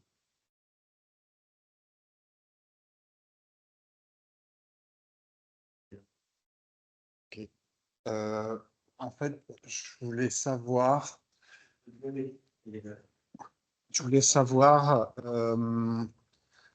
quand du coup vous me racontez cette manière de conduire de manière collaborative, participative, est-ce que vous arrivez à maintenir cette dynamique vraiment du début jusqu'à la fin? Et j'insiste sur la fin parce que j'imagine que vous n'êtes pas tout seul à porter en fait cette ambition. Est-ce que jusqu'au bout c'est possible, et notamment les pouvoirs publics, les autres décideurs, est-ce que globalement ils vous aident ou au contraire ça va plutôt être des freins? Bah, déjà, le donneur d'ordre, celui qui nous, c'est la maîtrise d'ouvrage, hein. Donc moi j'ai l'impression qu'il y a deux types de maîtrise d'ouvrage dans ces démarches. Il y a les maîtrises d'ouvrage qui sont vraiment moteurs et qui ont envie que ça se passe bien et qui en fait rencontrent les mêmes difficultés que nous. Et il y a aussi des donneurs d'ordre. Je regarde un peu ce qui se passe autour de moi. Je parle pas que dans mon cas, parce que dans mon cas, les planètes se sont un peu toutes alignées parce que la maîtrise d'ouvrage de Poitiers donc était la présidente d'Equidom était une élue de Poitiers qui a été élue sur un programme, une liste participative. Donc on a arrivé avec notre démarche participative. En fait, les planètes se sont alignées. Donc il y avait une vraie volonté politique. Mais ça a quand même créé des difficultés parce que tout le monde n'était pas d'accord dans les services, etc. Donc, il y a aussi voilà, voilà. Donc, j'ai l'impression que pour que ça fonctionne, il faut que ça fonctionne à tous les niveaux. Et d'où la difficulté. D'où aussi ma préconisation, en fait, d'essayer de trouver des cadres administratifs assez clairs qui qui ne permettent pas une remise en cause de ces démarches qui peuvent être un peu fragiles. Et ensuite, moi, je constate aussi qu'il y a aussi une obligation parfois à la concertation. Et donc, il y a tout à aussi une catégorie de décideurs qui le font par obligation administrative et qui sont là, ils sont plus là, donc comme voilà, quelque chose à faire sans vraiment le porter. Et là, clairement, on est au mieux dans quelque chose d'informatif. Ce qui n'est pas forcément grave, mais il me semble que c'est important que ce soit présenté comme tel. Et il ne faut pas qu'il y ait marqué le mot co-conception, information. Voilà, vous voyez, c'est voilà, voilà. Mais il y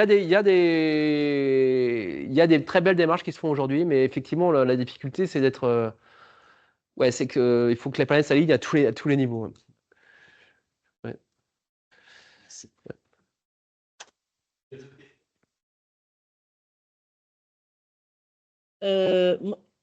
Donc c'est-à-dire le côté bleu sur le bord. Ouais, tout à fait, d'accord. Alors, je me souviens plus ce que je voulais dire. Merde. Oui, moi je voulais vous demander comment justement vous êtes allé chercher les gens pour qu'ils participent justement. Alors, Les habitants. oui. Comment vous les avez informés, parce que souvent, bon, on sait comment ça se passe, hein, les gens sont au courant pendant, après, et jamais avant, en amont. Enfin, c'est en tout cas. Bah, là, vous touchez les doigts, une des grandes difficultés de ces démarches, hein, c'est le recrutement. Bah oui, alors justement, comment vous vous êtes pris? Bah, on a un peu essayé de soulever des montagnes, hein. On a fait du porte-à-porte. D'accord. Très concrètement. Voilà. Et encore une fois, là, j'avais une maîtrise d'ouvrage très engagée parce que la directrice de l'OPHLM, hein, qui s'appelle Equidom, a participé au porte-à-porte avec moi et l'ensemble des. Voilà, donc il y avait quand même une vraie. Parce qu'il fallait du monde, hein, c'est 274 logements quand même. Mais finalement, et donc ça nous a permis d'avoir une première liste. Mais finalement, pour recruter, ça se faisait beaucoup le jour même en fait. Alors, parce qu'on a fait tout un travail pour avoir cette liste, faire des affichettes. On va mettre affichées dans les halls d'accueil, dans les halls d'immeubles, on va mettre dans les boîtes aux lettres. On a boité. J'ai passé des coups de fil, etc. Et finalement, le recrutement se faisait beaucoup sur place, une demi-heure avant, sur la place, venez, parce qu'il y avait une fébrilité. Ouais. Ouais. Surtout quand ça se passe à l'étage pour l'atelier projectif où faut monter, etc. Ouais. Ouais, c'est une des grosses difficultés au recrutement. Et en fait, ça s'est beaucoup fait en direct, hein, finalement. Sur le terrain. Sur le terrain, ouais. Et justement, quand donc les gens acceptent de participer, vous leur avez déjà en amont posé des questions ou alors vous avez des questions types? Comment vous avez travaillé ou comment dirais-je, vous réceptionnez tout type de requêtes? Oui, alors sur les ateliers narratifs, j'avais une question type qui était quels sont vos rêves d'expérience partagée? Quels sont vos rêves d'expérience partagée pour ce lieu? Quels sont vos rêves d'expérience partagée pour ce lieu? Mais finalement, très vite, les discussions partaient un peu divaguer, et c'était très bien. Mais toujours avec cette idée d'une personne à la fois, et on enregistre tout, et tout est enregistré, et j'arrive à restituer tout ça. Je pense que ça, c'est vraiment quelque chose qui m'a semblé important. C'était une des forces de cette démarche, c'est de pouvoir restituer l'ensemble des débats qui ont été dits. Une des faiblesses, je me rends compte, c'est ce qu'on essaye voilà, on essaie de s'améliorer, c'est que finalement, on on a identifié dans cette démarche une personne moteur qui était une habitante du lieu depuis les années 80.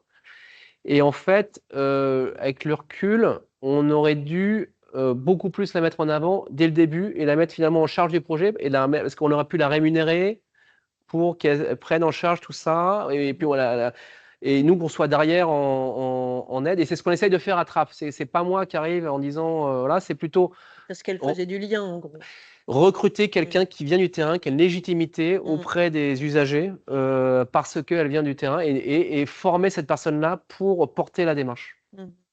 Voilà, c'est ce qu'on essaye de faire aujourd'hui, parce qu'on se rend compte que ça aura beaucoup plus d'impact comme ça, parce qu'on se rend compte que cette personne que j'ai, qu'on a identifiée, qui est apparue comme ça, la démarche, un peu au milieu de démarche, c'est elle qui aujourd'hui va faire vivre. Il y a un espace collectif, c'est elle qui va être moteur sur le groupe WhatsApp, etc. Donc il y en a souvent, hein, ces personnes moteurs, il y en a toujours une, voilà, il peut y en avoir plusieurs. Donc trouver cette personne-là, la mettre en avant, la former, voilà, être un peu le back-office d'une personne comme ça qu'on va pousser pour faire la concertation, que ce soit une vraie.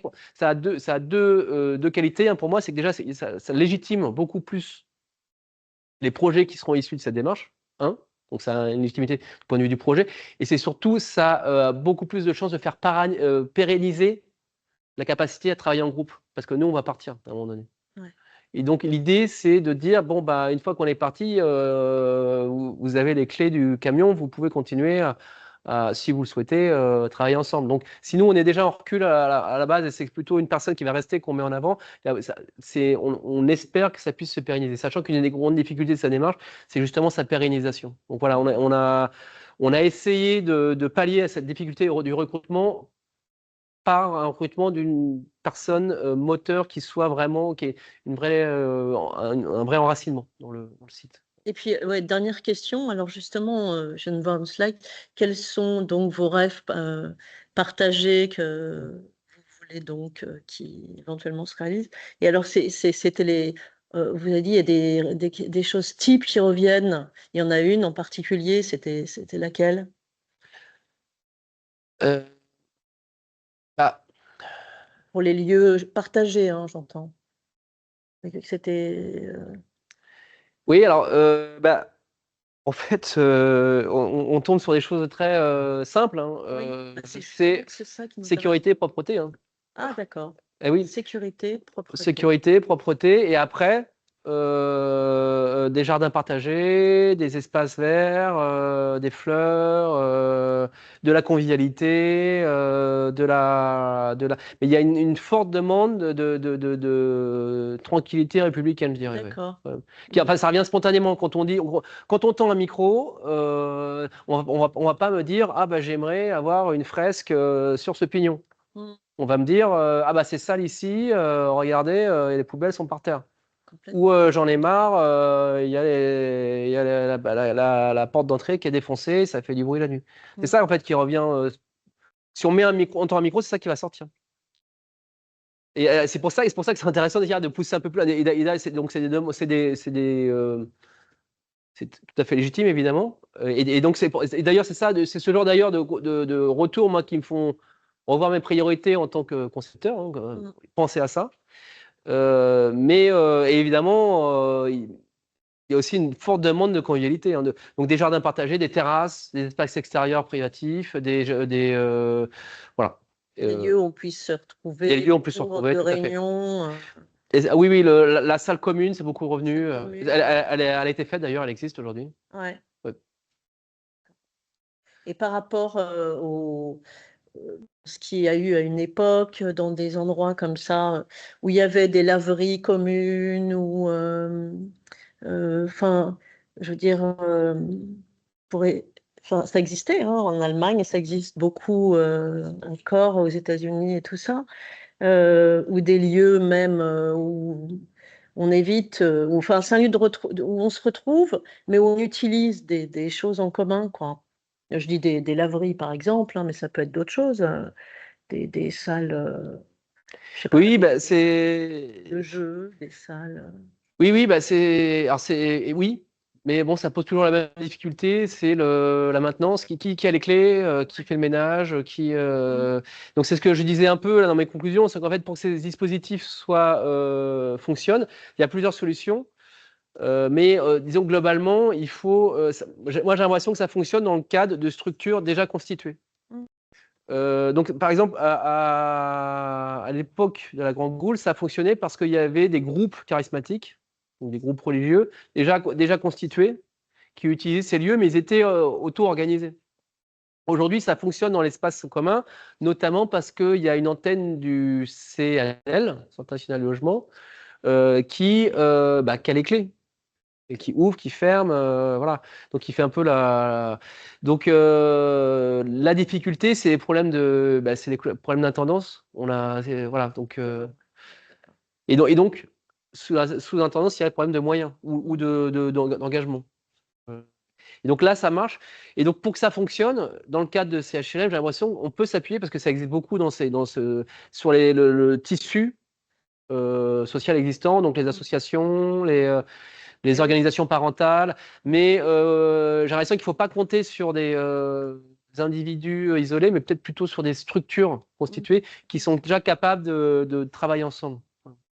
Mais justement, pour le jardin partagé, en général, ça commence comme ça, parce que les jardins partagés, ça doit être très, très organisé, puis il y a des gens très impliqués. Donc, voilà, c'est un début, mais Oui, absolument. c'est vrai que c'est un peu le nerf de la guerre. C'est comme aussi tout ce qui est restaurant collectif ou associatif. Enfin, Oui. voilà. Et donc, le jardin partagé, Alors, aujourd'hui, le projet est en cours d'étude. C'est-à-dire que nous, on a rendu la pré-programmation il y a 1 an à peu près. Il y a un programme qui a été rédigé à la suite de ça. Ce programme a donné lieu à un appel d'offres. Un appel d'offres, donc il y a une équipe d'architectes qui a été mandatée pour faire le projet. Donc là, on est sur des processus un peu longs. Et en parallèle, il y a une petite mission presque d'urbanisme transitoire qui a été réalisée donc avec moi, pour le coup, enfin avec Architecture Studio, pour réaliser des exemples de jardiniers rez-de-chaussée. Donc avec cette idée que cette petite mission à permettre qu'il se passe quelque chose sur le terrain. Voilà. C'est difficile pour les habitants de leur dire bon bah c'est fini, merci, c'était super, on se retrouve dans 3 ans pour le chantier. Parce que c'est ça la réalité d'un processus architectural, c'est très long. Enfin c'est très long, les études, etc. Et pendant ce temps-là, il ne se passe rien. Donc il y a cette idée de faire les deux en parallèle. Donc il y a le processus architectural classique qui est mis en branle.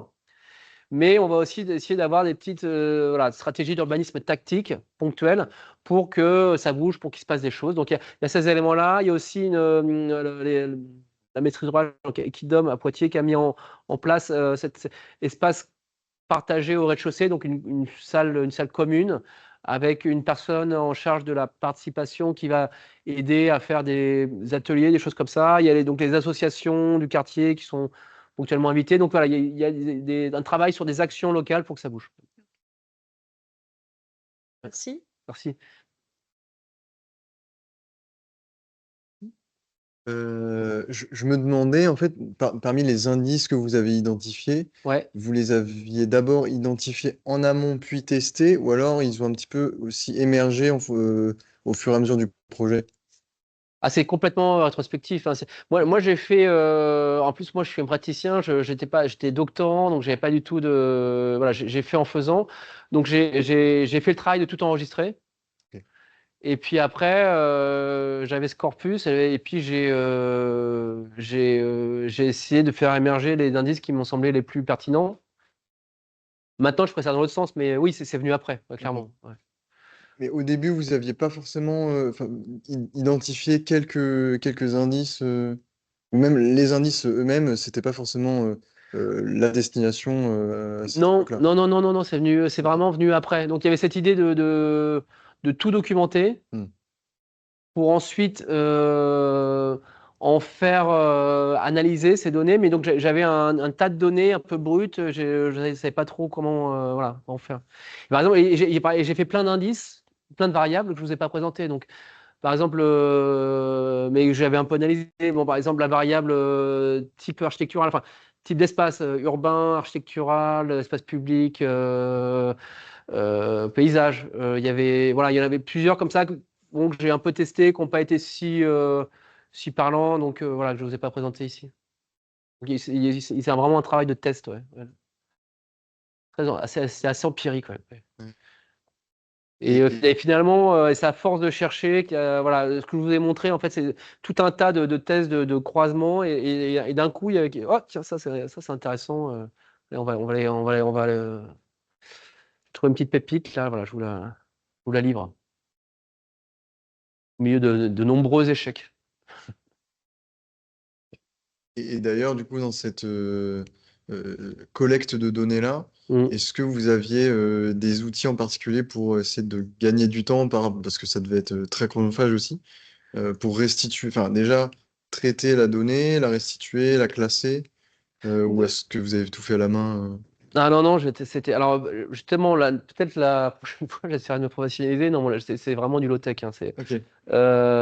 j'avais des fichiers de plusieurs mégas audio qu'il fallait retranscrire. Alors, je ne les ai pas retranscrits à moi-même, hein, mais donc j'avais des retranscripteurs. J'ai payé le service d'un retranscripteur. Et ensuite, j'avais des gros fichiers texte, hein, et donc c'est prendre des bouts de phrases les uns après les autres et le mettre dans le fichier Excel, 1000 entrées, et puis après mon tableau, on fait les croix, et puis après, voilà, ça me donne des chiffres en bas, et c'est ces chiffres en bas que je fais parler. Ouais. Ouais. Vous voyez, c'est comme voilà, j'ai mes croix, et puis quelle croix avec quelle croix, voilà, c'est c'est le résultat que vous avez vu. Mais non, c'est vraiment du low-tech. C'est Word, Excel, voilà. Mais la prochaine, je suis sûr qu'il y a plein de gens qui ont réfléchi à des choses beaucoup plus sophistiquées pour faire ça plus facilement pour la prochaine recherche, peut-être. Ouais. Mais par exemple, j'avais essayé des choses un peu sophistiquées. J'avais essayé NVivo, des choses comme ça. Et en fait, c'était des espèces d'usines à gaz qui n'étaient pas exactement adaptées à ma méthode. J'ai essayé des trucs sophistiqués. Et en fait, à la fin, c'est le truc de base qui a fonctionné pour moi. Ouais. Ouais, j'avais essayé NVivo. Ça va pas, En fait, d'expérience, il n'y a pas de système super élaboré qui Ah oui. permettrait de gagner beaucoup de temps, ou sinon, parce que c'est presque du cas par cas. Et donc, il faudrait passer énormément de temps à adapter le système au cas. Et donc, on passe tout autant de temps, et en fait, avec une possibilité d'erreur augmentée.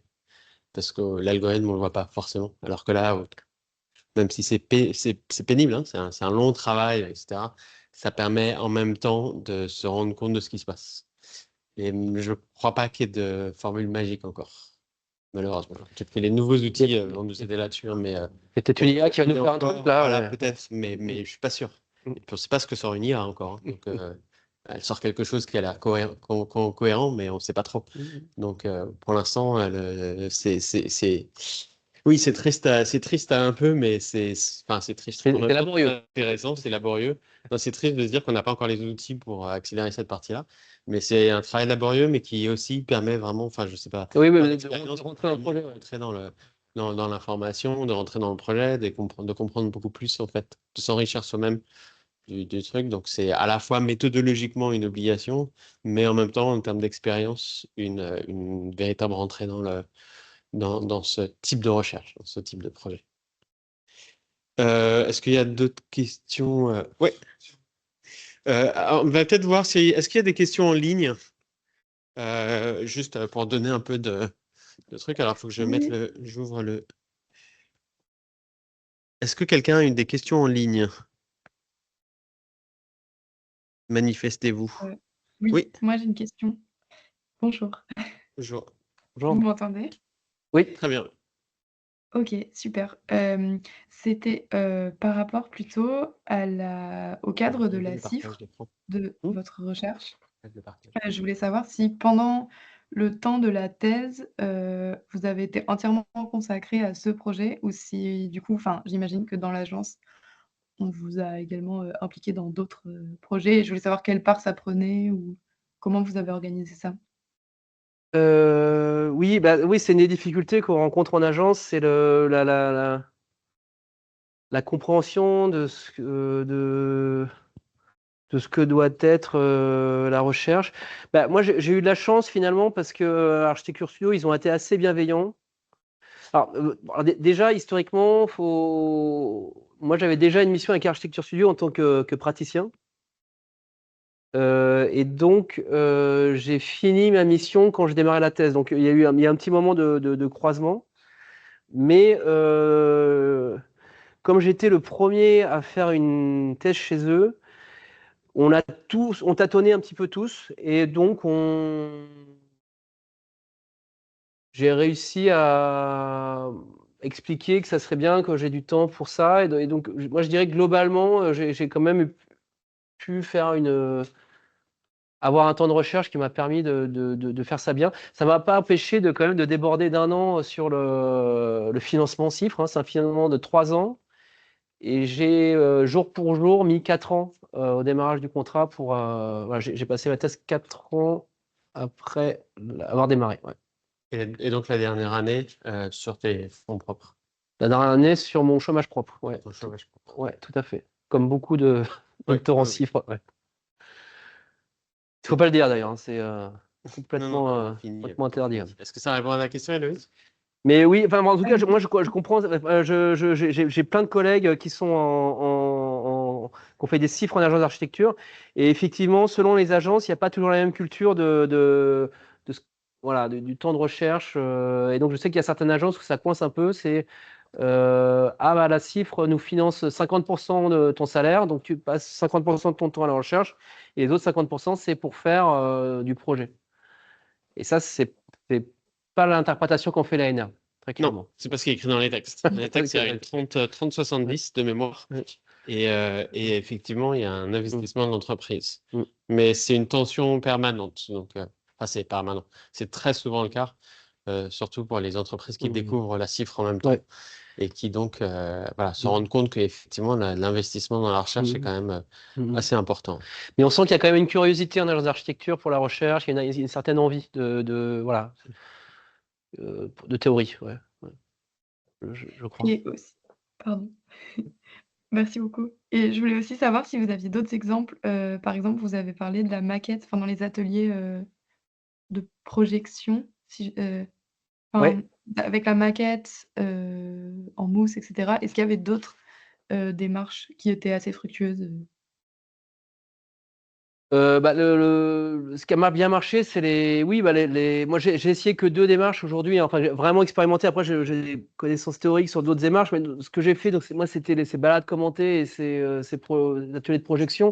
Comme je vous disais, les résultats sont pas les mêmes. Donc, la balade va permettre des choses beaucoup plus inclusives, tandis que les projections que j'ai faites dans le cadre de cet atelier m'ont pas permis d'être aussi inclusif, mais ça m'a permis d'avoir des choses beaucoup plus fines en termes de qualité, en termes de profondeur de participation. Donc, j'imagine que, ce que je vais essayer de faire pour mon prochaine concertation, c'est d'essayer d'avoir des processus qui permettent la projection, mais de faire du projet et de façon simple. Ouais. Je ne sais pas si j'ai répondu à votre question. Oui, merci beaucoup. Ouais, merci. Ouais, j'avais une autre question, en fait, juste sur le retour, en fait, de tous ces gens qui ont participé, qu'ils soient habitants ou pas habitants. Est-ce que vous avez eu un retour de leur part sur ce que vous avez proposé et finalement à la fin de faire, puisque vous avez parlé de ce laps de temps entre le moment où vous arrêtez votre mission et le moment où ça va être réellement réalisé, qui peut être un peu frustrant. Est-ce qu'au moins vous avez une forme de retour positif sur ce fait d'avoir inclus les gens? Oui, je peux pas parler pour tous j'ai pas un retour d'expérience de l'ensemble des gens, mais un des résultats, une des conséquences de cette démarche, ça a été la création de cet espace de convivialité en rez-de-chaussée et donc il y a quelques personnes qui l'utilisent. Je vais pas dire que c'est un immense succès, hein, c'est pas vrai, il n'y a pas foule, mais ça existe quand même.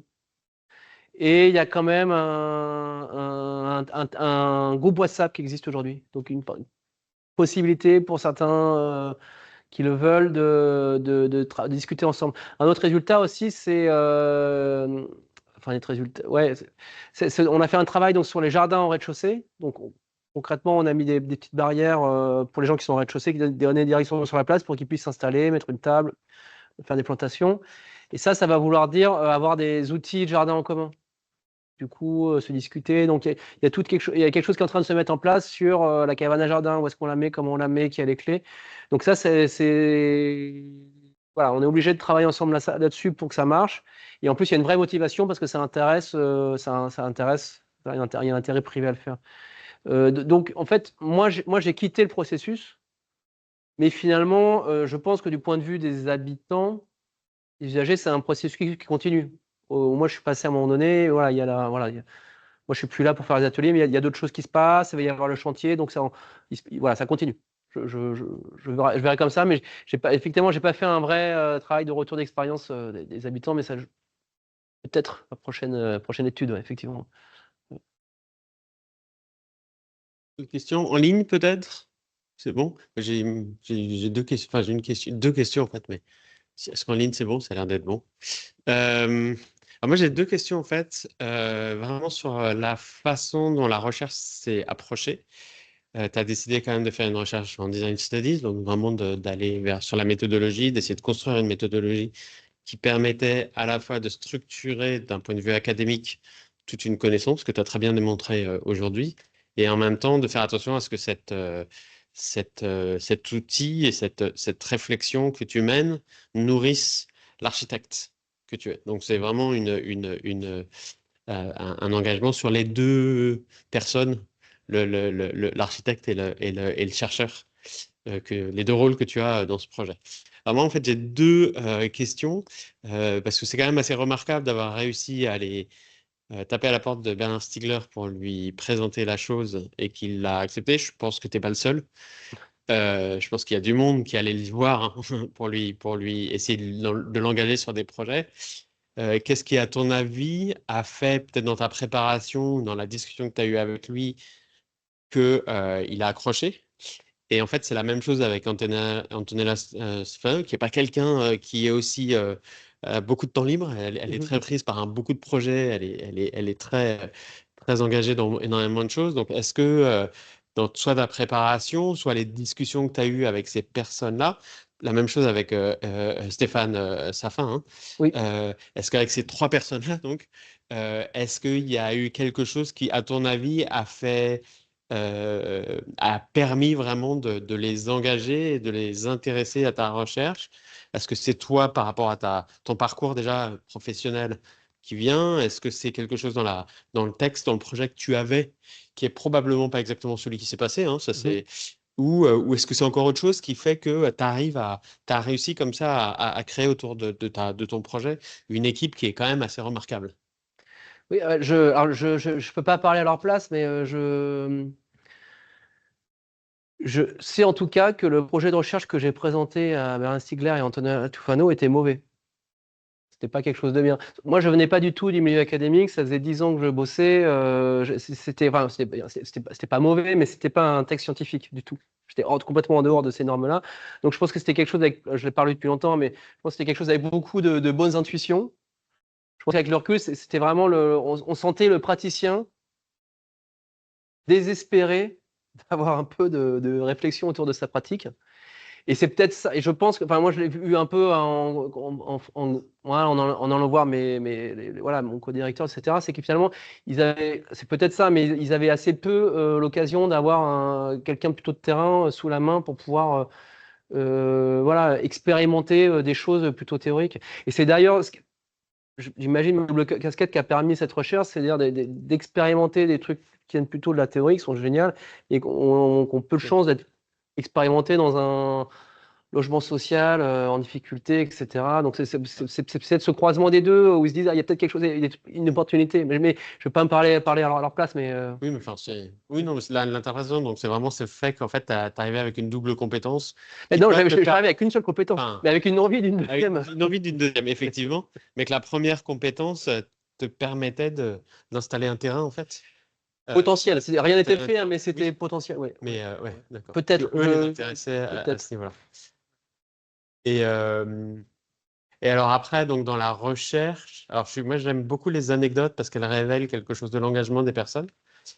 Dans la pratique, dans le processus de la recherche, est-ce que tu pourrais identifier un moment où le chercheur que tu es devenu et l'architecte que tu es se sont dit ouais, là on fait quelque chose que moi seul architecte ou moi seul chercheur je n'aurais pas fait.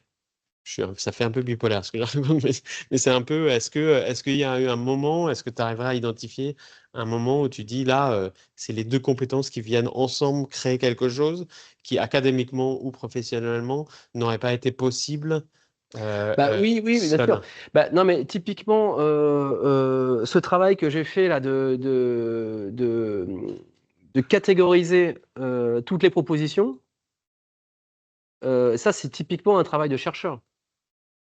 J'aurais jamais fait. Moi, je connais pas de gens qui font la concertation comme moi, qui font ce travail assez laborieux, encore une fois, de catégoriser tout, et faire un beau tableau. Ça, c'est vraiment quelque chose qui vient de la recherche, qui n'est pas fait en fait pour avoir une application dans le projet tout de suite, et qui en fait, moi, a été ultra intéressant pour le projet, et qui m'a permis de nourrir toute ma proposition auprès de la maîtrise d'ouvrage, de me donner des outils pour pouvoir présenter le projet de façon logique. Donc pour moi, l'intérêt de la recherche du point de vue du projet, elle est évidente. Après, moi, je vois aussi l'intérêt aussi de ma pratique sur la recherche, c'est que je comprends, je sais ce que c'est qu'un processus de conception architecturale. D'ailleurs, j'ai fait ce tableau là de dire bon bah chaque phase, c'est ça. Chaque acteur, il fait ça à chaque phase. Mais pas de façon théorique, enfin, je regarde de cette façon, mais bon, c'était nourri par la pratique, donc c'était assez précis. Et ensuite, de voir dans ce tableau existant comment est-ce que je peux intégrer de la concertation. Donc ça, clairement, cette connaissance de terrain, et cette capacité à chiffrer une proposition, ça, c'est quelque chose qui vient clairement du terrain et que mes confrères chercheurs utilisent peu, finalement, parce qu'ils ne se sentent pas forcément, peut-être à tort, légitimes pour le faire. Je ne sais pas si je suis meilleur qu'eux, mais je m'arroge le droit de le faire. Voilà. Donc, c'est deux exemples très concrets où je pense qu'il y a eu un aller-retour entre les deux. Ouais. D'accord. Et j'ai mes trois questions courtes finales, c'est rétrospectivement, est-ce que tu aurais fait quelque chose différemment? Première question, je vais les poser les trois comme ça tu. Ouais. Et la deuxième question, c'est si tu avais des conseils à donner à des gens qui vont s'engager un peu sur la même aventure, de se dire, en fait, j'ai envie de faire de la recherche, comment j'y vais? Ouais. Et la troisième question, c'est si tu avais un bouquin, un article, un film, quelque chose qui pour toi a été dans le cœur, en fait, dans ton cœur, à travers de ce projet, quel serait-il? Ouais. Ou un auteur ou une autrice qui serait-elle? Donc la première, C'était à refaire. Est-ce qu'il y a un truc où tu te dirais, en fait, je le ferais un petit peu autrement? Ça a été une aventure hein, de trouver ce financement, de trouver le. Si c'était à refaire, je ferais tout beaucoup plus vite en fait. J'aurais préféré faire ma thèse à 35, à 40 ans, mais tout a mis plus de temps parce que j'ai mis beaucoup de temps à rédiger parce que je bossais à côté, je trouvais le financement, j'ai été recalé par la NR une fois avec la CIFRE, donc on reprend 6 mois. Enfin, que des choses comme ça qui font que, je crois, entre le moment où j'ai commencé à écrire et le moment où j'ai eu le financement, il s'est peut-être passé 4 ans, 5 ans. Enfin, donc, je pense que c'est ça à refaire aujourd'hui, c'est d'essayer de trouver des moyens pour compresser ce temps et d'être plus rapidement dans la recherche. Il y a une espèce de dilatation du temps qui était assez impressionnante et j'essaierai de compresser au maximum et d'aller direct d'étape en étape pour pouvoir plonger dans la recherche le plus vite possible. Tu as commencé à écrire, tu étais tout seul à ce moment-là ou tu étais déjà, j'étais déjà encadré non, j'étais tout seul derrière mon ordi, c'était complètement. J'avais aucune formation à la recherche, rien. J'ai une pratique de l'écriture, mais qui est plutôt une pratique de la. En architecture, on écrit quand même. Ouais, un petit peu, mais on écrit des pamphlets en architecture, c'est plutôt des revendications là, donc c'est pas du tout la même écriture. Ouais, donc je reviens de loin. Moi, je reviens de loin, clairement. Ouais. Même il n'y a pas si longtemps, Et sur les choses qui m'ont. C'était quoi la deuxième question? C'était un conseil ou une Mais là, on l'a plus ou moins explicité déjà, je crois. Enfin, Et sur les auteurs qui m'ont marqué, un livre ou même un film, hein, c'est pas forcément un truc académique, hein, quelque chose qui, pour toi, porte une énergie qui a servi dans le projet, quoi. non, moi, mon modèle, c'est Elizabeth Sanders. Ce qui est vraiment quelqu'un qui fait du design, qui a fait de la recherche, donc qui fait de la pratique, donc qui va vraiment. Donc c'est une américaine, c'est une chercheuse dans l'université de l'Ohio, qui est émérite maintenant, mais qui est quelqu'un qui a vraiment été dans les hôpitaux pour travailler avec les infirmières avec de la maquette pour voir comment elles travaillaient, et ensuite avoir une pratique flexible là-dessus. Ouais, Elizabeth Sanders, ça m'a beaucoup inspiré. Et je l'ai beaucoup cité, j'avais beaucoup, pour pas dire pompé, dans ma thèse. Et quelqu'un qui m'a beaucoup inspiré aussi, c'est Lucy Kimball. Lucy Kimball en Angleterre. Pour ses méthodes et sa façon très claire là, d'être à cheval entre la pratique et la recherche. Et en fait, et avant que je me mette là-dedans, quelqu'un qui m'avait beaucoup inspiré, qui m'avait beaucoup donné de faire ça, mais qui n'est pas chercheur. Et vous pouvez le voir sur TED si vous vous intéressez à ça, c'est Jean-François Caron, et l'ancien maire de Los Angeles, et qui a réussi à faire un projet participatif incroyable sur un temps très long, dans une zone du Nord-Pas-de-Calais qui est plutôt entourée de communes RN. Il a réussi à apporter un projet écolo, participatif, et ça a donné des résultats. Il a été élu, je crois qu'il y a une année, personne ne s'est présenté en face de lui, tellement il faisait l'unanimité. C'est en banlieue de Lens, Los Angeles. Et pour moi, c'était vraiment un exemple de réussite flamboyante.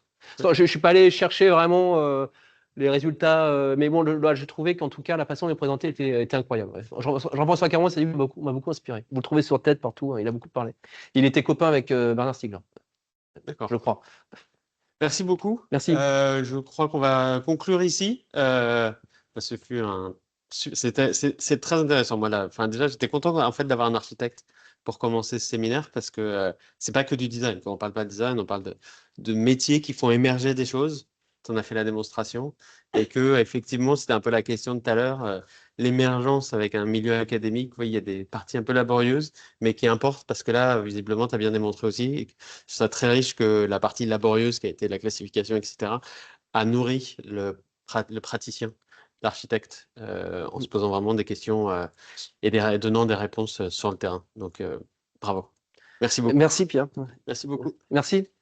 Merci à tous. Merci les gens en ligne.